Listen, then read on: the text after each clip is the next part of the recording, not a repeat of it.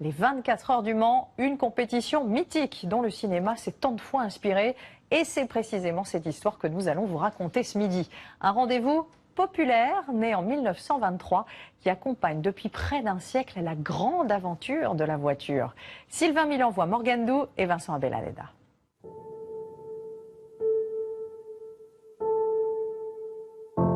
Tous les ans, au mois de juin, ses couleurs se ravivent, mais ses vibreurs se noircissent.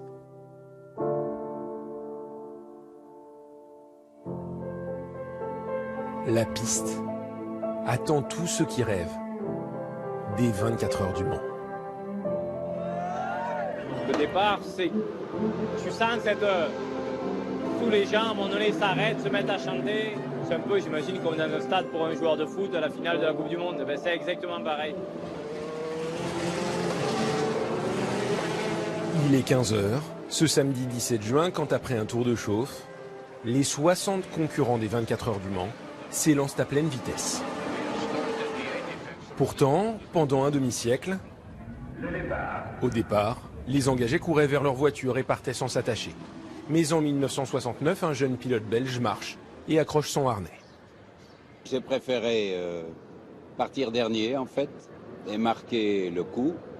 Donc, j'ai marché jusqu'à ma voiture. J'ai dû presser un peu le pas à la fin parce que les autres commençaient à démarrer.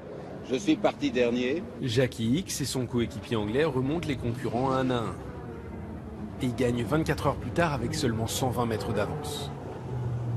Surtout, c'est partir dernier et arriver premier. Ça, c'est des histoires qu'on ne peut pas vraiment écrire. En fait, c'est arrivé. Il faut imaginer que je sois parti dernier et terminé second, c'est plus la même histoire. Ce tracé sur lequel Jackie X a triomphé 6 fois s'étend au sud du Mans, sur 13 km 629. Il traverse la campagne, la forêt, longe parfois des villages. Pour connaître ses virages et ses moindres trajectoires, Thomas Laurent, 19 ans, le benjamin de l'épreuve, l'a parcouru à pied et en vélo. On essaie de se prendre des repères, de regarder un peu où on peut gratter quelques mètres au niveau du freinage, etc. Allez, direction les S de la forêt. Les S de la forêt, un drôle de nom pour des virages situés en bordure des Hunaudières. Ça ne vous dit rien, les Hunaudières? Ce nom qui fait rêver les pilotes du monde entier, mais que les Sartois, eux, connaissent bien. Car cette ligne droite mythique d'une longueur de presque 6 km n'est fermée que pour les 24 heures du Mans. Le reste du temps, c'est une départementale sur laquelle vous et moi pouvons rouler. La première maison après les bâtiments rouges, c'est celle que loue Pierre. La semaine qui précède la course, son jardin est peu à peu barricadé. Sécurité oblige. C'est pas un énorme changement par rapport aux bouchons, c'est même plus agréable. En revanche, les Hunaudières ne sont pas le royaume des piétons. Il n'y a pas de tribune car les voitures les plus rapides y filent aujourd'hui encore à plus de 350 km/h. Attention au crash.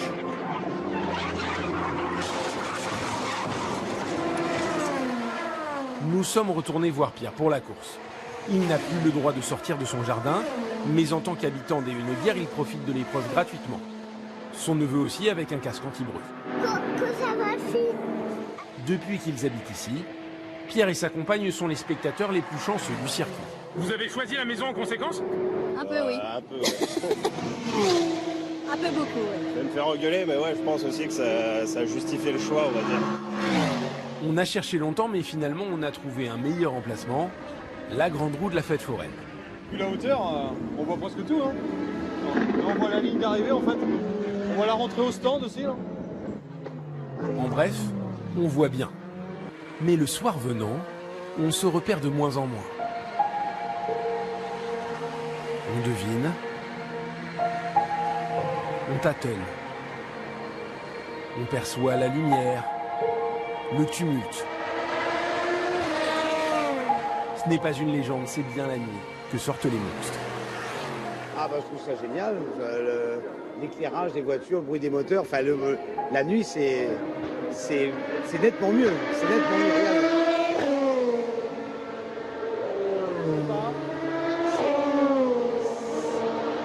C'est plus prenant, il y a plus de repères avec le son qu'avec la vue, donc c'est d'autres émotions. Oliver vient d'Allemagne depuis 22 ans pour observer la course à cet endroit précis. C'est définitivement magique. Ce circuit est unique au monde. C'est tellement spécial. Au même endroit, la veille du départ, Mulsanne, commune sartoise de 5000 habitants, accueille sa manifestation annuelle de véhicules d'exception. Ici, tous les plus de 40 ans peuvent vous expliquer pourquoi l'épreuve plaît tant. Parce qu'elle se crée des héros, comme Pescarolo. Pescarolo. Henri Pescarolo, 4 victoires dont une sous la pluie sans essuie-glace. La classe. Steve McQueen. Steve McQueen. Steve McQueen, venu tourner un film intitulé Le Mans en 1971 et à qui on demande alors pourquoi il ne préfère pas les rôles de cow-boy. Le cheval, c'est ton meilleur ami jusqu'à ce qu'il te tue. La voiture, c'est bien, mais je préfère la moto.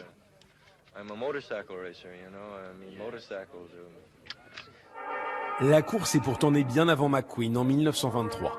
Rien ne se passe comme prévu, c'est-à-dire il fait un temps de chien, le goudron qui n'est pas tout à fait au point, ça colle aux roues des voitures, elle roule dans une sorte de gadoue hallucinante, mais finalement, tout se passe à peu près correctement, il n'y a pas de blessés, il n'y a pas de morts. Sur les 33 participants, il y en a 30 qui sont dans le classement, et la voiture qui arrive en tête, c'est une Chenard et Walker numéro 9, pilotée par Léonard et Lagache, 2 Français.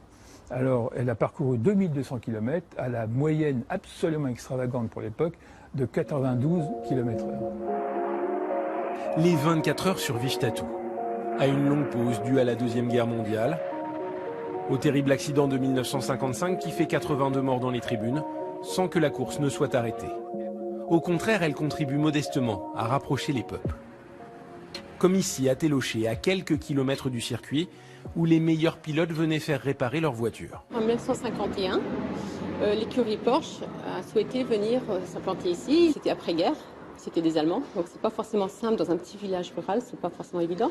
Il faut faire tomber les réticences. Alors les visiteurs allemands dorment chez l'habitant et sont adoptés. Aux 24 heures du Mans, les liens se créent naturellement. Le Mans, c'est une course magique et mythique. Mais pour rester unique, il faut cultiver la différence. Faire perdurer les singularités, comme ces empreintes laissées pour l'éternité dans la ville par les meilleurs pilotes. Mais Le Mans aussi marque les concurrents. Le bruit de moteur est parfois recouvert par celui de la foule.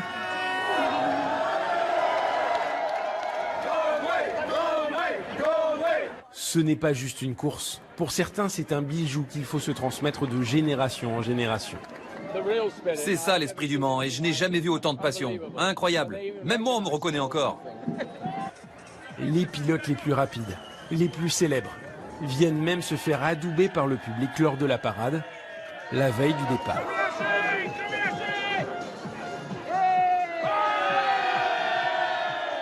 Ils sont super, ils sont sympas. Voilà, ils viennent. Il y a les enfants. Oh, voilà, il y a qu'à regarder leurs yeux, quoi. Mais désormais, place à la concentration, à l'isolement. Presque en bord de piste, un bâtiment éphémère construit pour les 24 heures.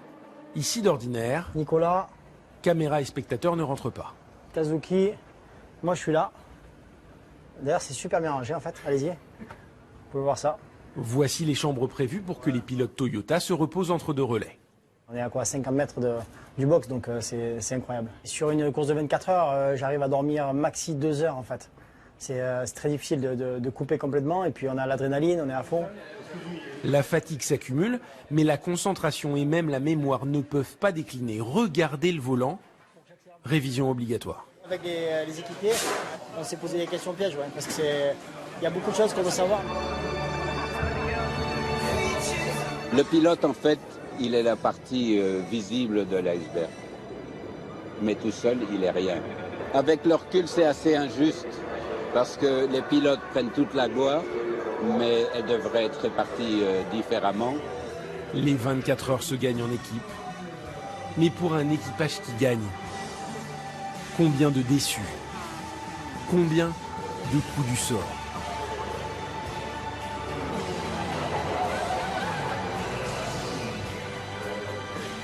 Pour les artistes, ce sont les aléas de cette course qui la rendent plus inspirante que les autres. Le Mans est plus intéressant scénaristiquement et humainement parce que cette course de 24 heures permet tout.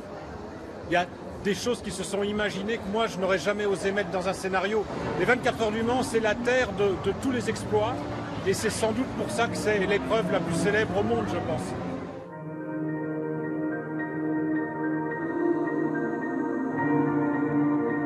On dit que parfois la réalité dépasse la fiction.